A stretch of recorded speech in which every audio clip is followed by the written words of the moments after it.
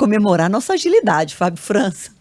4h07, a gente já está aqui, nossa primeira rodada de manchetes, e agora sim a gente abre espaço para aprofundar a principal notícia do dia. Como eu falei, a sexta-feira começou com a notícia positiva da economia, crescimento do PIB de 0,9% no segundo trimestre, e ela está aqui, como eu falei também, ela está aqui, a Juliana Rosa, para explicar para a gente o que esse resultado representa. Boa tarde, Ju. Boa tarde, Adriana, Fábio. Boa tarde para você, ouvinte. Sempre bom ter você aqui para traduzir para a gente, para explicar para a gente o que está por trás desses números. O lado positivo desse resultado, além de ter ficado mais que o dobro das projeções, serviços tiveram um bom desempenho, que eles representam aí uma parcela enorme do PIB brasileiro, 70%, né?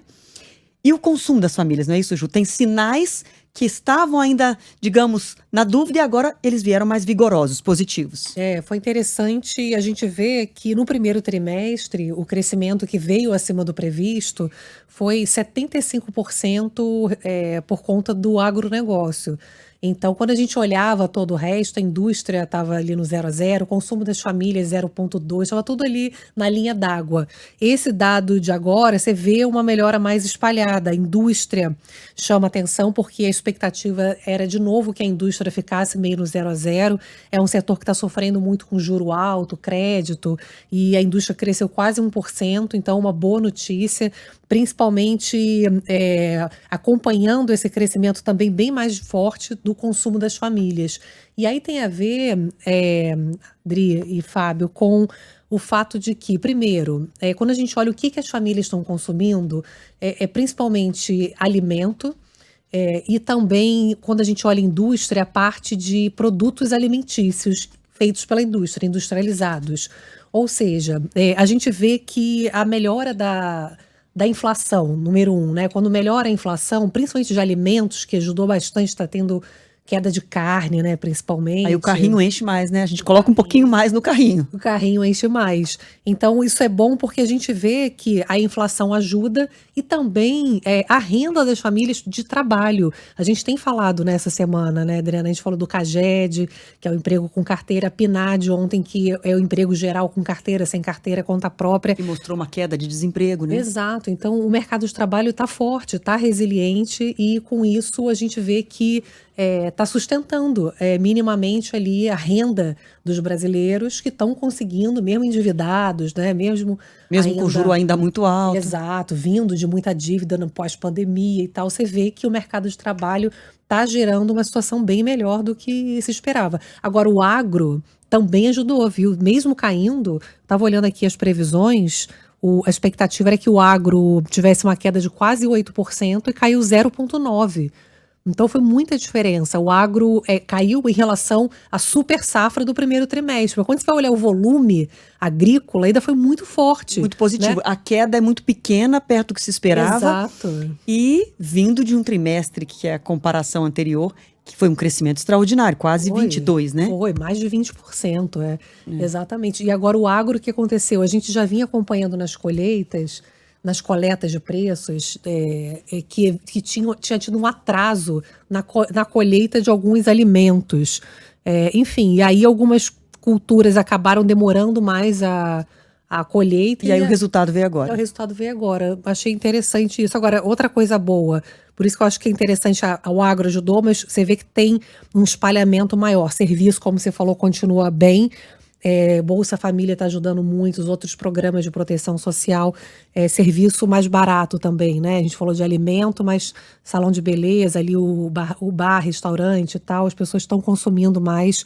Então, qualquer ganho de renda, principalmente para essa camada mais pobre, eles gastam tudo, porque normalmente você usa tudo para consumo, né? Você não tem gordura para guardar, né? E a parte da construção, que eu achei também boa notícia, crescendo. A construção é um setor que gera muito emprego no Brasil, e rápido, né? E de pessoas desde baixa qualificação até alta qualificação. Então foi um número bom também espalhado. Ô Ju, antes de falar a respeito da sua conversa com a Tebet, eu queria que você explicasse essa diferença de expectativa e projeção. Porque assim, o ministro Fernando Haddad falou ainda há pouco, né? Algumas projeções indicavam um crescimento de 1%.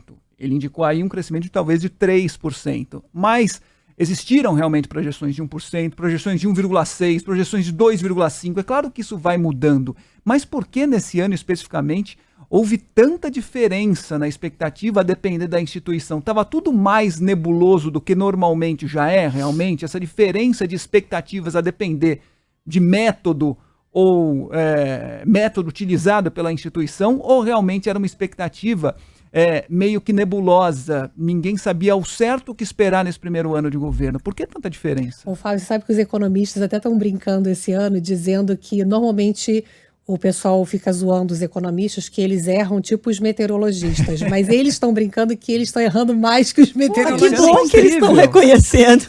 Mas foi muita diferença mesmo. Mas tinha um mau humor inicial ali, que é o que o Fábio está citando, aquele mau humor inicial e jogaram para baixo? Eu acho que tinha um mau humor inicial, porque ninguém sabia o que era a agenda do governo Lula. Então tinha muito temor de que houvesse um gasto muito maior do que está acontecendo e não tivesse nenhuma responsabilidade fiscal, que a gente pudesse virar Argentina. Tinha um mau humor, tanto é que as pesquisas mostravam que no mercado financeiro a aprovação do Haddad em janeiro era 10%, agora é 65%. Então você vê que de fato houve uma conquista de renegado confiança. a queridinho, né?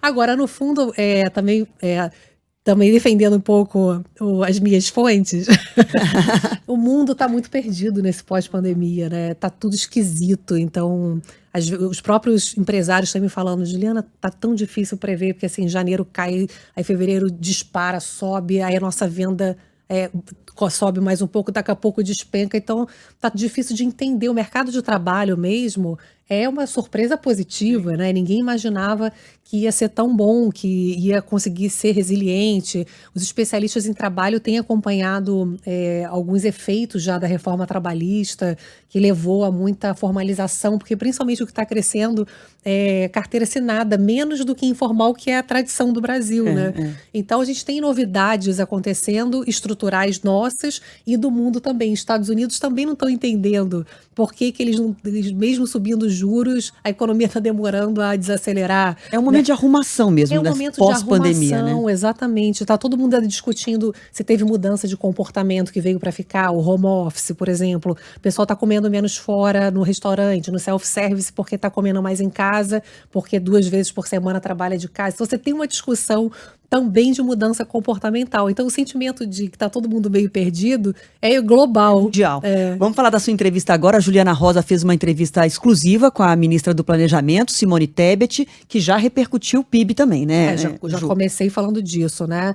Vamos trazer um trecho. Então, eu perguntei para ela qual é a expectativa agora, já que o PIB surpreendeu para melhor. Ela fala que é pelo menos 3%, se não tiver mais crescimento daqui até o fim do ano, a gente já tem 3% garantido. Vamos ouvir. Nós mesmos tínhamos uma projeção bem mais pessimista no início do ano, de que o Brasil poderia não chegar a um crescimento de 1%. Vamos lembrar? Não foi só o mercado, nós também sabemos fazer contas, falamos, vamos crescer 1% só esse ano. E já no primeiro trimestre, graças ao agronegócio, nós tivemos um crescimento surpreendente no primeiro trimestre, né? Nessa expectativa somada ao 0,9 de agora, que também não tínhamos essa expectativa tão grande, nós já podemos atestar, demos em primeira mão no Ministério do Planejamento, que se o crescimento for 0 no próximo trimestre e no outro, mesmo com crescimento zero nos próximos 6 meses, o Brasil irá crescer 3%. Portanto, saímos de 0,7% para 3%. Eu acho que isso se dá por 2 razões. Primeiro, claro, o agronegócio muito forte, mas nesse trimestre, indústria, serviços, comércio e agro, todos cresceram. O que significa que nesse segundo semestre ele já é resultado, deixa eu puxar um pouquinho sardinha para o nosso lado, da equipe econômica, Juliana, eu acredito que já é resultado do trabalho da equipe econômica do governo do presidente Lula. Né? Nós estamos mostrando seriedade, responsabilidade fiscal, cumprimento de meta que, por mais audaciosa, está no nosso radar de zerar para o ano que vem. Né? Saímos de um déficit fiscal no início do ano projetado de 230 bi, portanto, 2,3% do PIB para metade disso, previsão de ficar entre 1,2% e 1,3% negativo do PIB. Se oxalá conseguimos diminuir ainda um pouco mais esse déficit. Então, eu acho que tudo isso está dando conforto para o comerciante, para o empresário, né, para o investidor falar, está na hora de apostar no Brasil, vamos fazer essa máquina da economia girar. Não é pouca coisa 3%, né, para quem está saindo aí de uma expectativa de 0,7%. Bom, alinhada com o ministro da Fazenda, Fernando Haddad, cravando aí 3% de crescimento do Brasil nesse ano de 2023. A íntegra da entrevista foi ao vivo no Band News TV, né, Ju? E a íntegra está no portal de notícias da Band e dá para acompanhar tudinho por lá. Vai estar no Jornal da Band logo mais também. Para a gente terminar, Ju, o que fazer para que esse ciclo positivo se perpetue por um prazo maior? Porque a gente sabe que no Brasil, muitas vezes, o crescimento é uma montanha-russa, né? Um sobe e desce, aquele chamado voo de galinha. E aí, olhando o dado positivo, eu falei disso aqui no comecinho do Entre Nós, quando você olha a taxa de poupança, a taxa de investimentos, ainda abaixo de 2022. Então, dá para ter segurança de que os sinais vão perdurar, ou aí vai depender do dever de casa mais difícil de fazer, que é concluir reforma tributária, cumprir a meta de zerar o déficit no ano que vem, pensar em reforma administrativa, que mais uma vez foi defendida hoje pelo presidente da Câmara, Arthur Lira.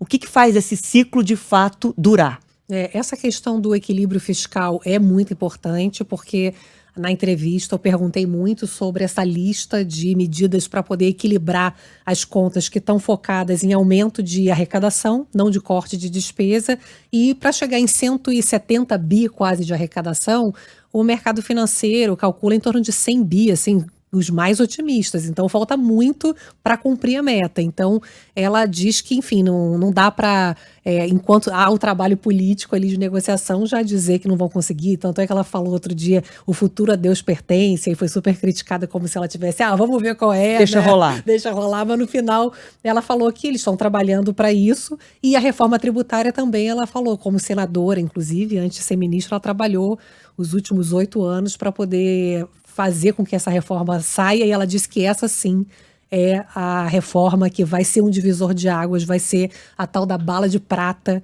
para poder mudar o patamar de crescimento do Brasil. E olha, eu acredito que sim, viu, Adriana? Porque hoje em dia, os gringos querem botar dinheiro aqui. Os caras olham o sistema tributário brasileiro, realmente, eles falam, gente, não dá nem para entender, né? Aqueles exemplos, né, de uma rede de fast food que trocou a vender sorvete por sobremesa láctea, porque sobremesa láctea não paga imposto. Bombom ou biscoito. Bombom ou wafer, né? É. E o wafer é item de padaria não pagam impostos. Tem umas regras tão loucas que realmente simplificar a reforma tributária, eu de fato acho que ela está certa nesse sentido de ser você vai dar uma limpada, né, nessa loucura, e a gente tem um potencial mesmo de sair do voo de galinha e ir para outro patamar, né, de um país que tenha regras que podem ser comparáveis a outros países do tamanho do nosso. E não parecer uma jabuticaba. Exato. Só tem aqui. Tá certo. Juliana Rosa trazendo então os detalhes